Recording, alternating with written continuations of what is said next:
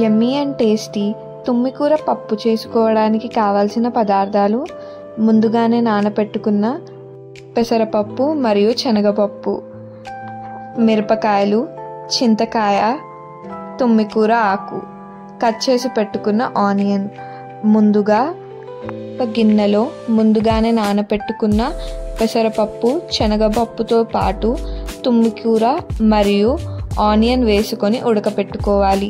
Mixie జార్లో మిరపకాయ, చింతకాయ, తగినంత ఉప్పు, పసుపు వేసుకొని తిప్పుకోవాలి.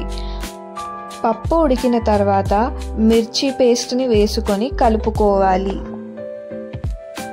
తరువాత 5 నిమిషాల పాటు మీడియం హీట్పై కుక్ చేసుకోవాలి.